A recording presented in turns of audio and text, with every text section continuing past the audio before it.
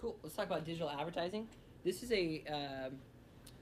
so as we kind of progress through the 7 principles, we're getting into some areas that become a little bit more like intermediate level, right? So you've built out your website and you have your SEO tightened up. Great. You've tightened up your social media. Now it's time to start maybe doing some digital advertising.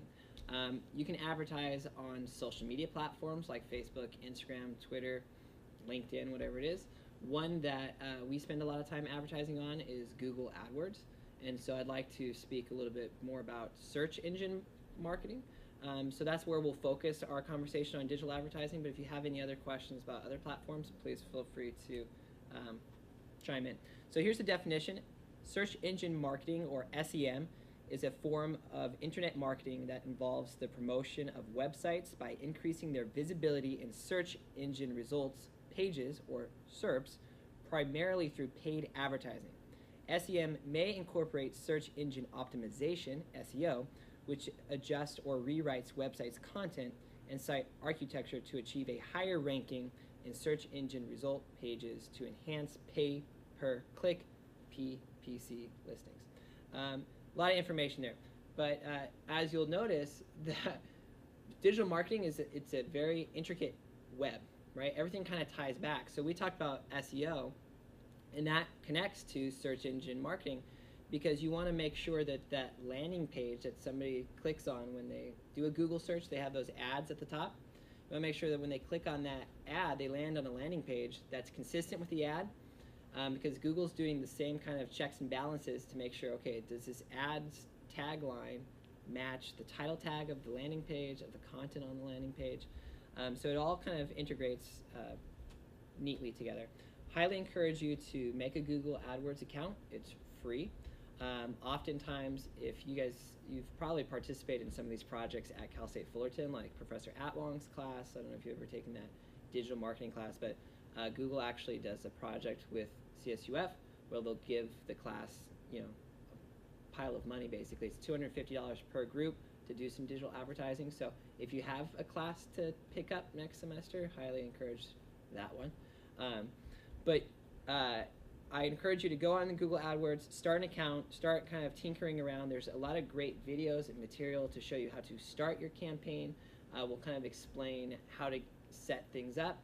And then what I want to point out here is there's simple ads like the one you see for Cal Atlantic Homes, and then there's more kind of expert ads that use these ad extensions that incorporate different star ratings, location information, phone numbers.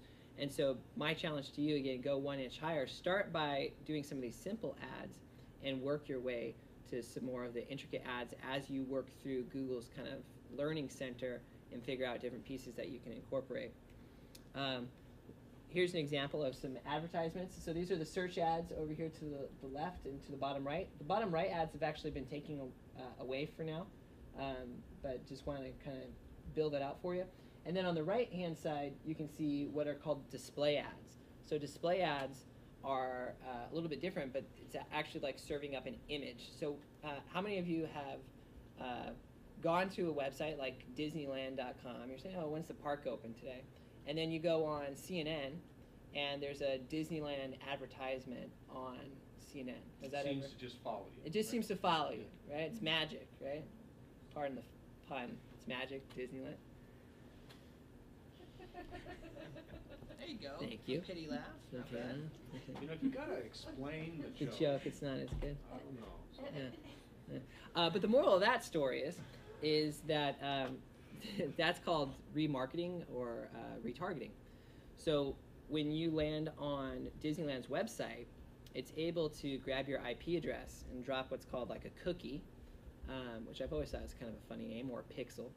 And that will follow you along as you go on the internet. So when you go to CNN, they have Google display ads on there, and it says, oh, okay, this person was just on Disney.com, so I'm going to serve them up that ad. And when they go to their next website, NFL.com, I'm going to serve them up that ad. And they go to whatever blog that they like to go to, I'm going to serve them up that ad, because there's a higher chance that you're going to be reminded, hey, I wanted to get those tickets at Disneyland, so let me click on the ad and take me over there. one of the classic rules, and you probably know it better than I do, but it used to be like you had to see an advertisement in a newspaper or TV 7 times before you took an action. Well, it's kind of the same idea here, but now the ad's following you around. So again, my challenge to you guys is think about how you can leverage Google AdWords to promote your business. And the nice thing is that, let me tell you a little bit more about the 2 platforms. You have the search network and the display network. The search network is targeting people that are looking for your types of products because you're bidding on keywords. So again, coming back to my shoe example, if somebody's looking for shoes, I can say I'm willing to pay $5 to show my ad the next time somebody searches shoes. It gets kind of complicated. It goes into this like real-time bidding thing because there's maybe 1,000 people that are all bidding for that keyword. So it takes into account your quality score. It looks at the landing page, the way your ad is written, and the click-through rate, like how often people actually interact with that ad. It gives you a score, and it adjusts the bidding. Think about it this way, though. Imagine 1,000 businesses are sitting in a room, and they're all saying, I want to buy the shoes ad. Someone types in shoes into Google, and within seconds, those 3 ads are displayed. Only 3 of those 1,000 people are going to get displayed on there. They won the bid, right? And that's just happening in real time, 24/7. So it's kind of interesting stuff.